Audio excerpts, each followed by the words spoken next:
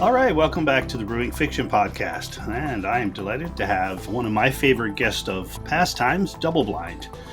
Hey guys, how are you doing down there in the nice sunny state of Arizona?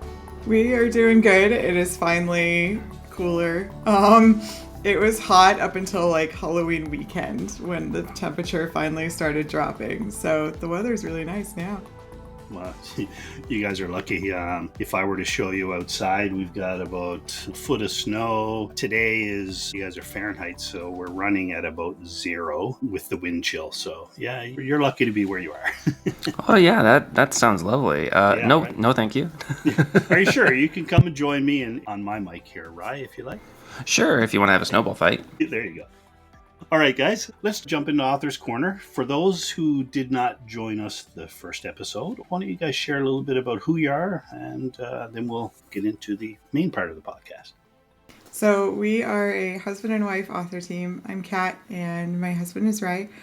We started writing together under the pen name Doubleblind in 2021.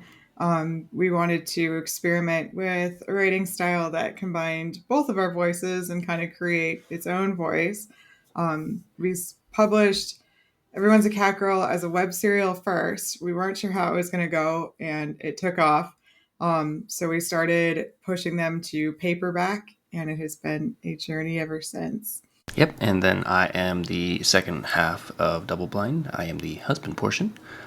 Just seconding everything that she said. It's been a really wild ride. We didn't go into this with any sort of expectation. This was mostly let's just mess around and find out what happens.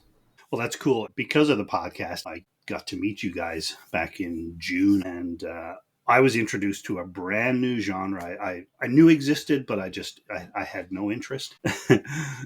My wife had never read or listened to the genre either, and she is so head over heels in love with this right now. We have a daughter who's huge into drama. She's huge into anything and everything anime, and now she's also falling in love with you guys too. So beautiful to be able to meet people to introduce us to something totally That is like the new. biggest compliment. And I know you messaged me at the Kickstarter too, and we appreciate it so much. And Absolutely. That's wonderful. Like, we have a lot of readers who had never heard of LitRPG, and we kind of like to introduce it as it's LitRPG, but it's written like an epic fantasy, because Ryan and I take a lot of inspiration from Brandon Sanderson, Joe Abercrombie, like the big fantasy hitters, and that's more of what we were going for like the tone, rather than a lot of other LitRPG where we've seen really focuses on the system, so you kind of get spreadsheets. Yeah. We didn't want to do the spreadsheets thing.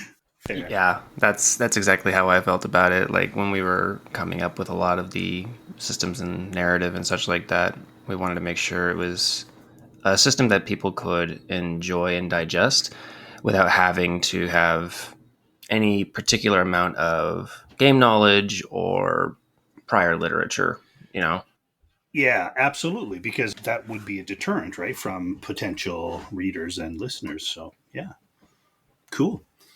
All right, well, welcome back. This is Fast Five, so I'll ask each of you, coffee or tea? I see you're sipping on something there, Kat. Are you? Coffee. Coffee. You too, right? Also coffee. There you go, guys. All right. Just because we talked about it, why don't I ask, which do you prefer, winter or summer? Canadian winter, keep in mind. Versus Arizona summer, which is 120. So, like, fair. I have to say summer. Yeah. I guess it really depends on how I feel that year, but typically speaking, winter. Oh, yeah. If I lived in Arizona, I would love winter. We visited Arizona, I think it may have been 2015 for a family vacation. And I mean, like, we're going around in shorts, t-shirts, and the locals were hoodied up sweaters and thin jackets and looking at us like we're crazy, right? But of course they knew we were down. We could spot north. The outsiders. You could tell us northerners, right? Snowbirds. Yeah, I'm all summer. I can't do winter at all. But yeah, I can't do the cold. I can't do the snow. I'll take the heat. Yeah. See, with me, it's always a matter of, okay, well, I can't take my skin off and I can't take a certain amount of clothes off without it being illegal. So Right. if it's winter, at least I can bundle up as much as I want, and I can find my own comfort there. That's why winter is usually preferable for me. Fair. No, that's a good reason. Would you prefer a standalone novel or a book series? Not yours, because I know you guys are all over the series, but just for reading, which do you prefer? This is a really hard question because honestly, I read.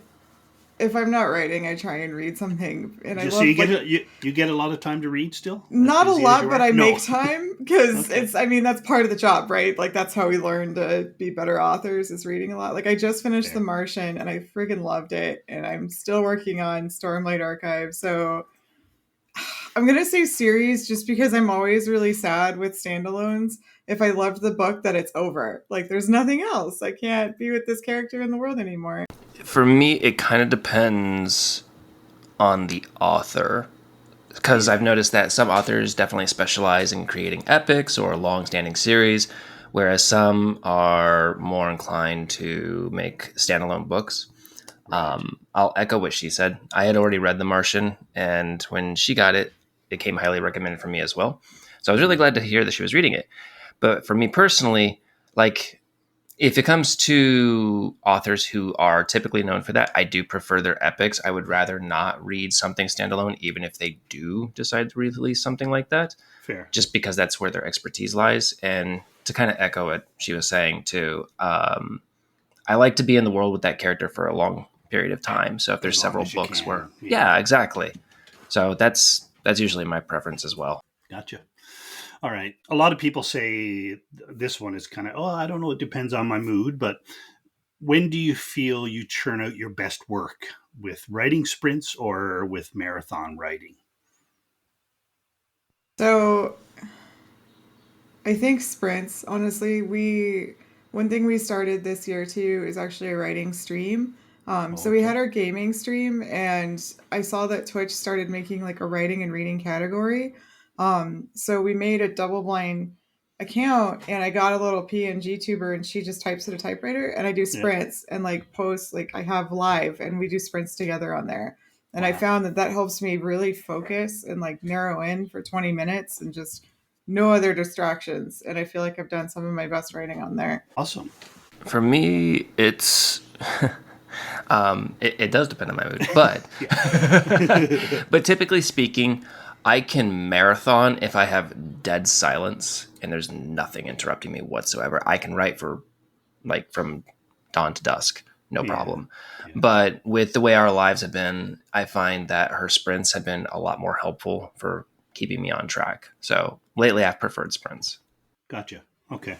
It's hard when life happens, right? And I know you guys have a lot going on in the writing world, let alone everything else that must happen in real life. So I completely understand. It would depend.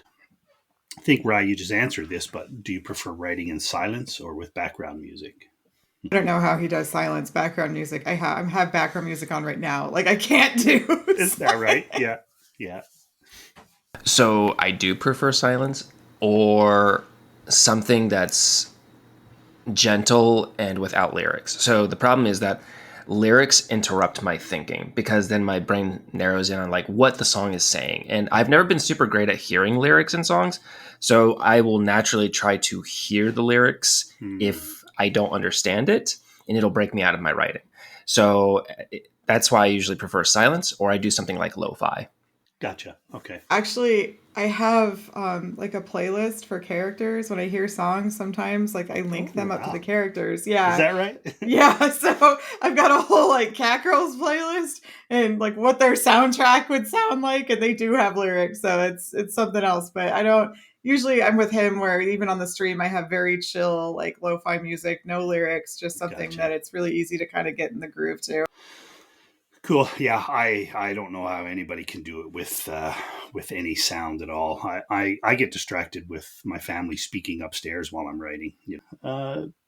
Where did Double Blind come from? I believe it was from some old characters that you guys had when you used to write independently, right? Yeah, so Double Blind is to represent two of our characters. Yeah. So when we first started out, her and I were trying to write our own independent stories. But to make a long story short, One of the main characters that I've been writing for a long time, who goes by Ryok, is a character who wears glasses. And then one of the characters that she's been writing for a long time, named Lynx, is blind. So we thought it would be kind of like a cute homage to our most endeared characters if we had a name that kind of represented them. So Doubleblind. Gotcha. Those characters come with you guys at all into your writing as Doubleblind? You see behind him the art on the wall. There's Yeah. one that's the red character and the purple haired character, kind of Yeah. right there. Yeah, Yeah, that's gotcha. them. So we had like a Catgirl that was kind of like an homage to Lynx, but she's very very background. Like we were trying at first to not link anything up to who we Yeah. were because we wanted to stay anonymous. Yeah. But over time, like when we started doing conventions and stuff this year, we realized, oh my gosh, we can't keep this up. Like people No are more going to come secrets. out and be like, "Where's DB?" And we're like, "Well, here you go." So we told everyone in April, and the community has been nothing but wonderfully supportive. We were very nervous. So now, since then, sometimes we'll put in like some of our side characters that we've had since we were like teenagers, and we'll kind of give them a second life in Catgirl's Nice. world. Even if they're not main characters, they get something small. Cool. I love that. And you guys were writing, obviously, before you met one another. Have you gone back to any independent writing since forming Doubleblind and gaining so much success? You got lots of time, right? Yeah. While I don't get a whole ton of time to work on those things, I have been taking effort to make sure I write some more independent stuff. Nice. The community that we're a part of, that we've fostered, is well aware of like some of the work that I've been trying to put out. There is another series that she works on as well, called Ophelia, that she's worked on with another client before. Okay. And that's all her. None of that has to do with anything I've done. But I do think it's important. So I do try to work on anything that can get my brain ticking a little bit and just take me out of Catgirls for a little bit, because it consumes all my time. Yeah. I need to think about something else every once in a while, as much as I love the story, you know? Right. Okay. So I got a typewriter for my birthday, and I'll try every so We're often. talking old school. 1956 Olympia, get outta light here. blue. It is my baby. I love. Can you this send me a typewriter. picture of that later? Just Absolutely. yeah, please. That would be fantastic. Some days I'll go and I'll just go out in the living room and just type up like a 1-page little short story with just my characters. It's away from social media. It's away from my phone. There are no distractions. I have to type and really concentrate on the letters because it doesn't have like eraser tape. It's just like you have to make sure that you are focusing. Yeah. So that really helps me like get into just kind of a different mindset for a while and get away from worrying about, oh, I have to post this later, I have to share this later. This is just mine. I have a notebook that I keep in like the pages and little the protective slips. But otherwise, like you said, Ophelia is a cozy mystery, and the first one just came out on Halloween, and I ghostwrite that with Twisted Key. And then I entered a few contests this year. I entered the short story EMC Midnight, After Midnight, I think, and it got past the first round, and then I didn't get past the second round. But I try and find excuses to like write my own at least like short stories. Yeah, I can see that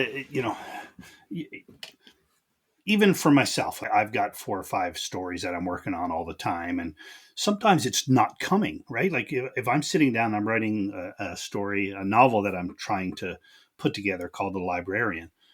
If that is not going to come and that's all I have, then what am I going to do? So I would think the same thing for you guys is if you're not feeling it, you need to have somewhere else to turn, right?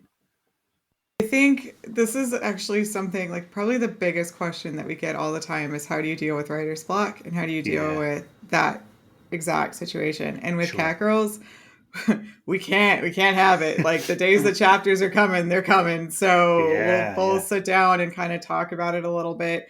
And even if like the first 3 sentences suck, I just pick something to focus on, write them, because I can always change them later, like before I post it. Of course, so, To kind of echo what she's saying a little bit too, yeah, that is exactly the case. And I think it helps that there's two of us, because if one is having issues, we can kind of talk to the other about what we're having issues with. And Yeah. so we can bounce ideas between one another. And I know, most authors don't have that luxury. They're kind of Yeah. stuck by themselves, Yeah. Yeah. I've learned about writing coaches from a previous guest, and I guess that's what maybe some authors may be able to do. Some, I guess, can go to their writing group, maybe, but you don't have, like, you guys have a live, like, you're right there looking at each other. So that is a bonus, I'm sure. It helps a lot, especially since we were both up to date in the story and remember things that happen. It's hard when you have like maybe a friend or a writing group that kind of has read like your first book if you have a series, but they won't Yeah, know like everything that's happened so far, so you can't really bounce ideas off them as exactly. effectively. For sure. Yeah. So before I go any further, I remember you guys mentioning system apocalypse in the first podcast. Is that something you guys are working on together? That's Valkyrie, and it is, yeah, it's something that we do want to work on together, and we're gonna take a break from pretty much all conventions next year except for like Hmm. one or two small events. Okay. Um, and I'm hoping that that will actually give us time to work that into, because right now, like, since we still, I mean, our work is writing full time too and editing and formatting, like that's what's paying the bills. So at Yeah. the end of the day, it's like Catgirls is still the passion project, and that's what takes our extra time. And we just haven't had time to swap to anything else. Fair. Yeah, I can see it. Again, just following you, it's like, and I mean, I know you limit your social media time as best you can, but there's still a hell of a lot of it going on, and then you still got to work full time as well. So, yeah. You guys both work at home doing editing and ghostwriting and stuff like that. Is that correct? Yeah, that's correct. So, while most of her focus is in editing and proofreading, and she does some ghostwriting as well, but most of her work is editorial, which I'm a little bit jealous of. But whereas that's where most of her focus is, mine is almost entirely commission based. So Wow.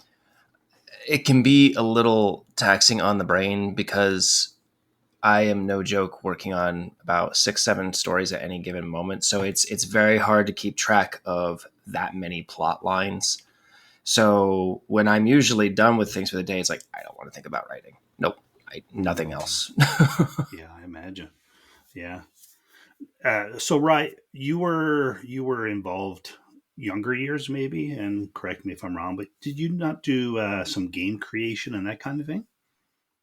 I did. It was all homebrew and in house.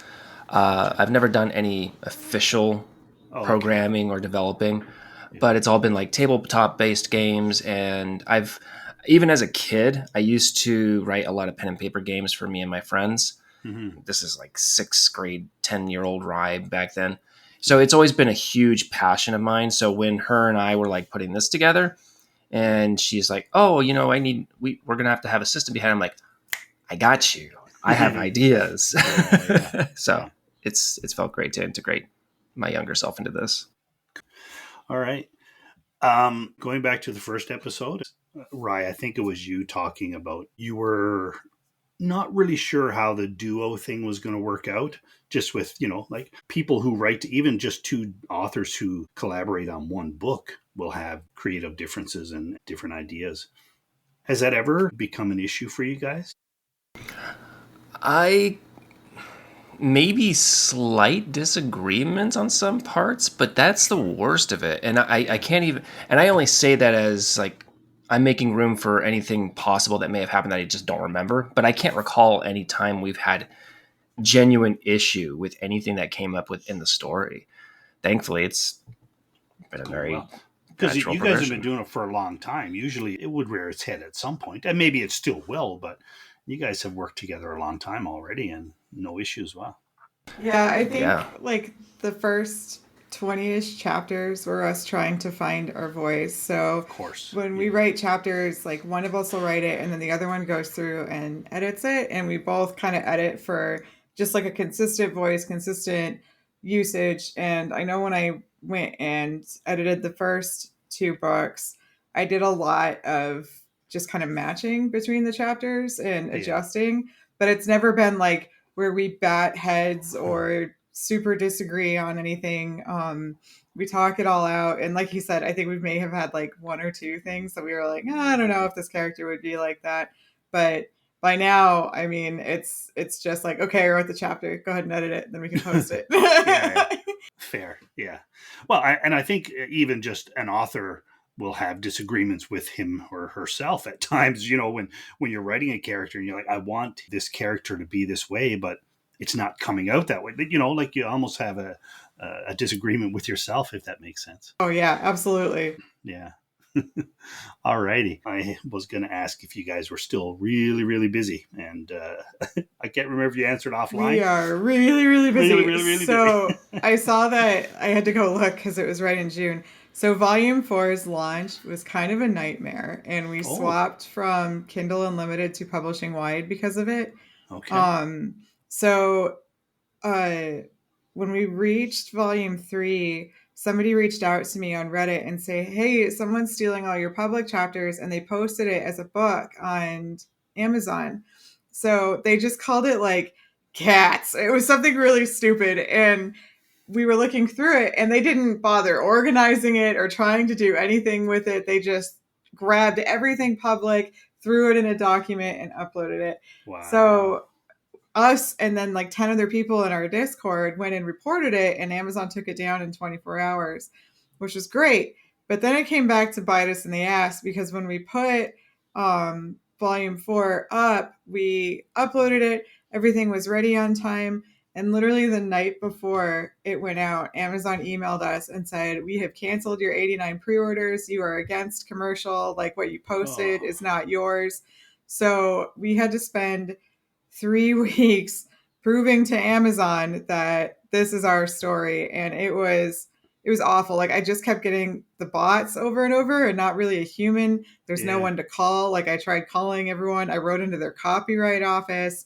Wow. I tried everything. And what finally worked was I went into our Patreon and I pulled up 3 different posts from 2021, 2022, and 2023, edited them all. And at the top said, like, here's my name. Here is the email that we use for Amazon. Here's the case number. Please release the book. We have a book 4 on file with the Copyright Office now. Like, I went as far as to file a copyright and paid for that to try and get them to help.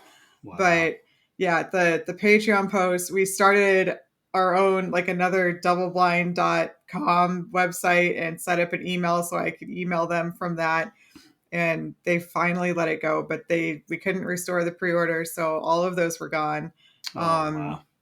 And it made me so mad. And Ryan too, obviously. So we wound up pulling all of our stuff from Kindle Unlimited and went and published wide. So now they're available everywhere. We were really nervous because Kindle Unlimited was like where we were getting a lot of reads, but so far it's been okay. Like, we've kept about the same numbers, which is a good thing. That's good. Yeah. Maybe, you've had a big enough following. They follow you wherever you went, right? So thank goodness for that. Wow. I wasn't aware. I know I was going to ask you about where you guys were with book 5 and the audiobook for number 2. Yeah, the audiobook. So, like, since it's really a passion project for our 2 narrators too, so we don't have a super structured timeline. Rachel, who does all of the side quests, she's actually getting married very soon. So like, she's had her wedding going. And then Marlo, yeah, I know, right? She's getting married, and we really need this audiobook. Marlo has been doing a lot with his work too. So I know that he is working through the chapters, and we're hoping to have it out early next year. That's cool. The goal. Cool. Yeah. And I think Volume 5 is due in January, correct? The ebook is due in January, and then I'm thinking the paperback will do February. The Kickstarter I put in March, but I like to just give us an extra month because weird things happen sometimes, so Fair. It's good. Okay. But yeah, we're hoping February. Okay. Does it work well to do the ebook first, give yourself some time, and then go in print?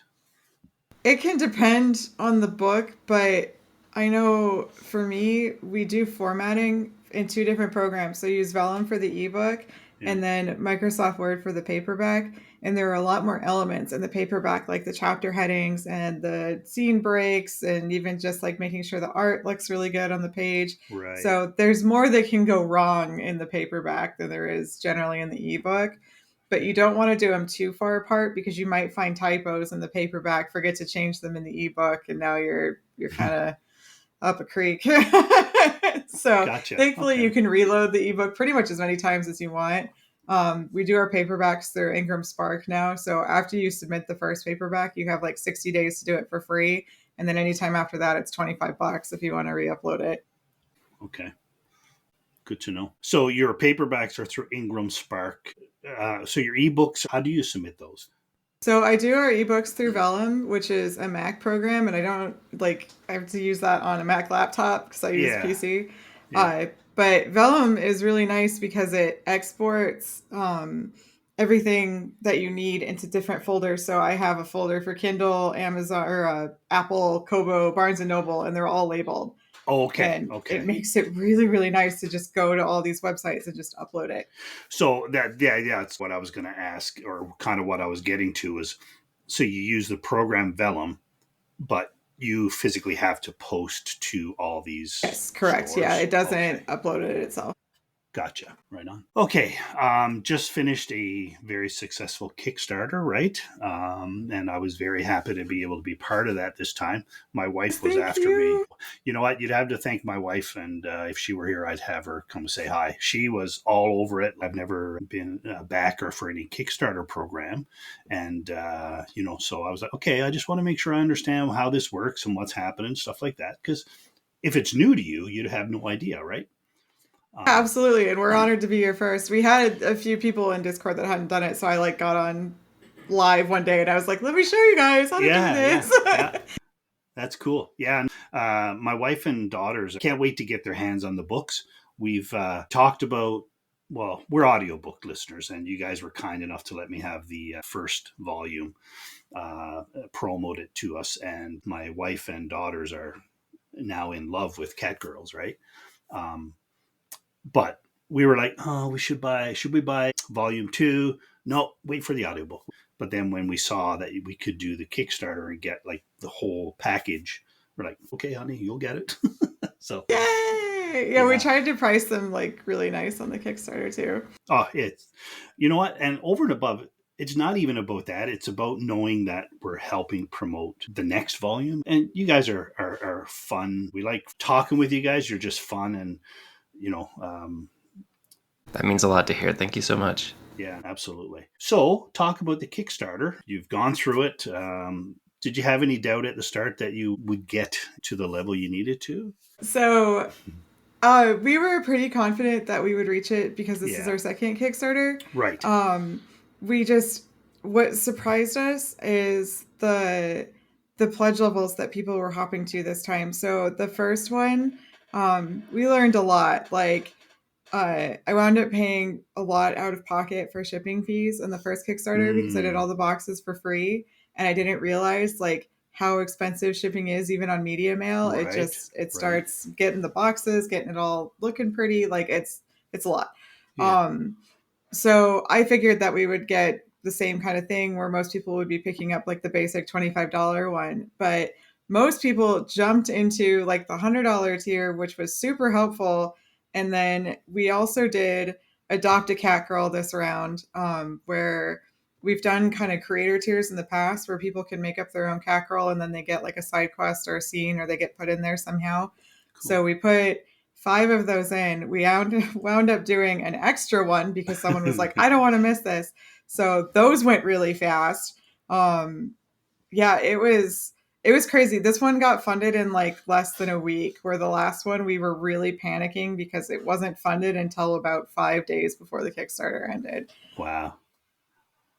Cool. Yeah, it felt great. There were a few times in there too where she was concerned about whether we would hit certain thresholds or everybody was going to pitch in. There was also concern that, since it's book number 5, there's not as much interest because, usually with these long-standing series, interest can wane a little bit the further you go. Sure. So it's kind of a kind of an iffy thing, but Hmm. we were pleasantly surprised and really thrilled to see how well it did. Good. So with that now, that is, you guys use that for funding of book 5 or? Yes. Yeah. Yeah. So Okay. all of the Kickstarter money helps us with the cover art, the internal illustrations, because GBS Artworks does our cover art. And then we work with Comty to do our illustrations. And we're actually getting 7 illustrations this time because we did really well and I want to give back. And then we also brought on another artist, Sumades, who in the series, we have a character named Tristan. And Tristan is always drawing something, like he has his own sketchbook. So we decided that it would be really cool to put in Tristan's sketches. So we have him doing like portrait sketches of characters that Tristan runs into, and like we include those in the book too. And you start seeing those after like volume 3 or 4. I know that I started popping them in there. Cool. I'm brand new to all this, but there's so many things we can do as writers. Well, first of all, to support our work, but generate interest. Like, you guys have so much shit going on with tarot cards. Tell me, what We've got, what kinds of things can people get into?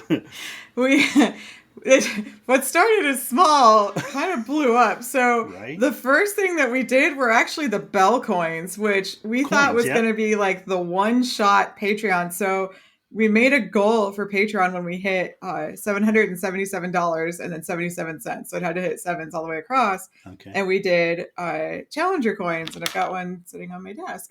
And so they're legit, like, metal coins, and they're the currency of our world. And we thought, okay, this is just going to be a one-off thing. And when we put them up on the first Kickstarter, we had a couple people DM me and say, do you have different metals for these? And I was like, no, but we can. So we got them in all 6 metals now offered from Signature Coins with how popular they are.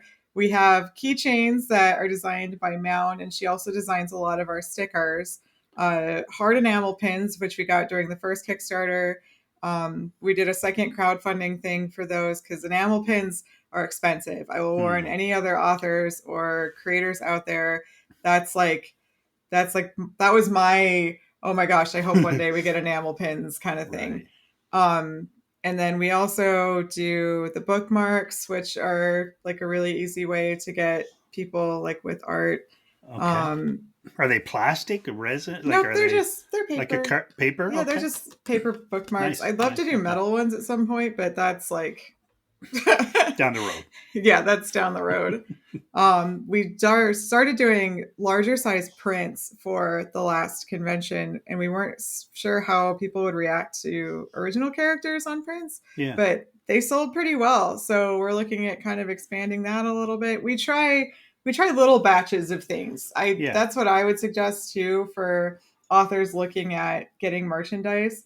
A lot of times there's a minimum order quantity, so you don't want to order like 50 and then be sitting on 49 of whatever you ordered in your house, which is a very real thing. Yeah, I imagine so. Okay, so is that only available when people are supporting Kickstarter? Or do you guys have like a store that I could go and buy a coin, for example? We do. So we actually have a Merchants of Nearlia store where you can purchase most of these products. Okay. Pretty much everything she listed is all available on that store. Since there's been enough interest for everything, like she said, with your community, you'll test things out and figure out whether or not something is going to be popular or not. And we found out all of this stuff is fairly popular. So all of it is available on our shop. So as long as we've got it in stock, you can order it. Cool.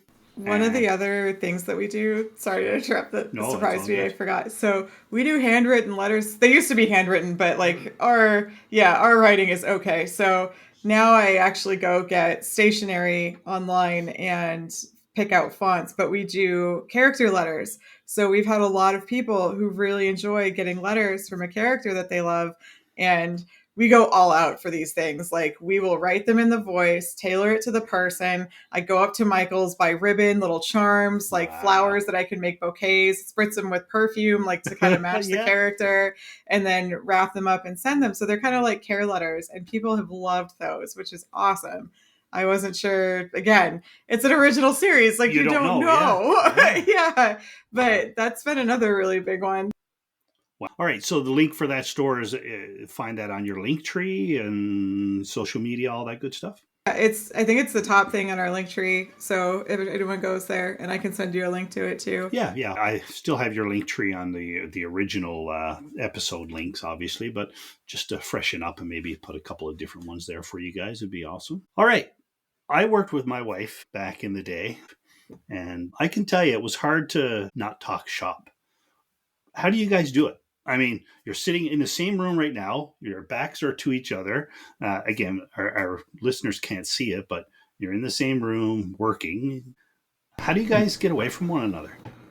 So, and that's the funny thing is that ever since we moved in together about 6, 7 years ago, we have never been the types where it's like, okay, I need to get away from you for like an hour or two. Yeah. We've never been those types of people to begin with. Thankfully, we've always enjoyed one another's company, so that was fine. Like we said earlier, we were concerned about writing together, and as far as like talking shop is concerned, it's hard not to talk shop, since her and I are both writing on it, both writing the story. We like to shoot ideas between one another. Sometimes when we're watching a show or playing a game together or doing anything really, Yeah. an idea will occur to one of us and think, oh, you know what? I could really imagine this character being in this situation. And wouldn't it be really dramatic if they did this or that? And we can't help ourselves because as much as it is work, it's a very big passion project of ours. So anything you're passionate about, it's going to spill from your lips at some point every day. Sure. It's easy So it's easy to be into it's it. pretty much unavoidable. Um, I'd like each of you just to share a little bit of advice. And I know right now it's almost sounds to me that it's at a point where it's getting to be a little overwhelming because it's blown into such a huge thing. Share a little bit of advice you would give if any writer does well with their first, second, third book and things really get going for them. Share some advice you'd like to pass along. It's hard because ours got going, and ever since it's been going, like we talk about this sometimes. Anytime that I see progress on something, my instinct is just go harder, keep going harder. Like Okay. I want to see that progress bar move up. Like we've got Yeah. to keep going.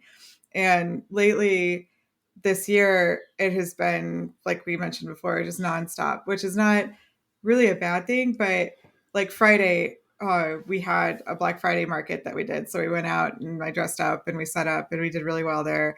We did a convention at the beginning of November for anime, and that was like our first anime convention, and that went great. Yeah. The Kickstarter was 30 days nonstop of like promoting Kickstarter, doing community game days, doing streams, writing streams. We did 2 writer workshops. We've been doing panels at the cons. So I am like as sad as I am to not go to cons next year because honestly, that was like the high point for everything for me. Yeah. Uh, I think it'll be good for us to just kind of take a break and take a step back. And we have like one free event in January, and then we want to do Woo again, which is not until October. But I think that it'll be good for us to just kind of like pull back. So for authors that if your stuff does start to blow up, it's really important to remember that you are also a person, Yeah. and being online 24/7 is not going to change whether you sell more books that day or not. And even if it does, that's generally not worth it. That like $10 or $20 is not worth your mental health. So make sure to take time to yourself. That would be my advice. Great advice.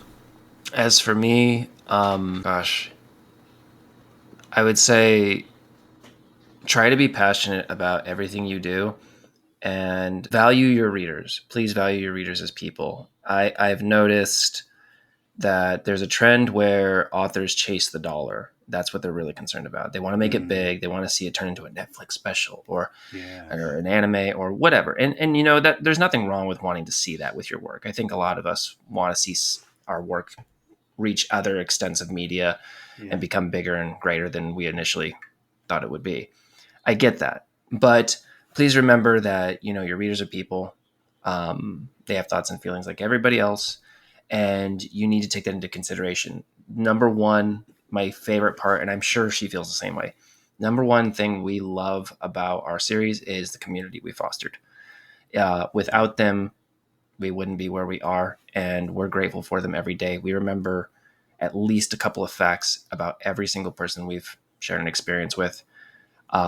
So if you do get it big, just try not to forget your humble beginnings, is what I would suggest. Yeah, that's also great advice. And I mean, these days, right, with the economy, when your readers are spending good, hard-earned money for your products, like I think they deserve the respect that maybe some of us, if we get too big too fast, would forget. So, great advice, Yeah, guys. absolutely. And kind of piggybacking off of what he said, like the cons were my favorite part because we got to meet more people and our Discord grew, and the community game days we had for the stream, we had like 15 people, 20 people that would come in and hop down and just play video games with us. And it just feels like one giant friends group, which is the coolest friggin' thing. We do Secret Santa every year in our Discord. This is our third year doing that. We had the Yeah, most people this year for it. Our Patreon, we always try and give like as much as we can back with like the money we get from Patreon goes right back into it. Like we do right. acrylic pins for them, merchandise, extra posts, artwork, like anything we can do to show how appreciative we are of them, Yeah, because we are, like I said, we wouldn't be here without them. right. So remembering that is so, so important. I love it. Thanks for sharing that. Okay, what does 2025 look like for you guys? Um, Beside trying to stay away from the cons. Yeah, so January we're gonna do the Tempe Library Festival, which I think is like Tempe Library Comic Con. That's in Arizona, and Okay. then October is the UwuCon, which is also, it's in like Scottsdale. So we were doing all local events because we can't afford like doing Sure. across Yeah. state lines yet. Yeah. But our hope is to catch up on the chapters. I'd like to get volume 6 out by the end of next year, and then maybe start Valkyrie. We'll see. That's kind of on the plate, and maybe Yeah. take our honeymoon. That would be very cool. There you I go. would love to take our honeymoon. That would be nice. And not talk shop while we're there. I bet that you would still talk shop, but it would be nice to get away. All right. Well, listen, I appreciate you guys taking the time. I know you guys are so busy, and I know it's only an hour and it's a Sunday, and it probably gives you a break from work, but now you're still talking shop. I do appreciate you taking the time. Thanks for having us again, and you're awesome. Yeah, thank you so much for having us. Yeah, we have a great time with these. Good, good. No, I appreciate your guys taking the time. I hope that in some small way I can help your guys' work, but you guys do great things for me. Our And I community appreciate is that. incredible. So thanks, guys. No, it's awesome. Appreciate y'all. Yeah, you bet. And we'll do it again if you guys are up for it. I'm maybe this time next year, and we'll see what's going on. Right? Yeah, that would be great. That'd be wonderful. I'd like that. Yeah, we'll stay in touch, and we will set that up. Thanks so much for coming on. Thank you. Thank you so much.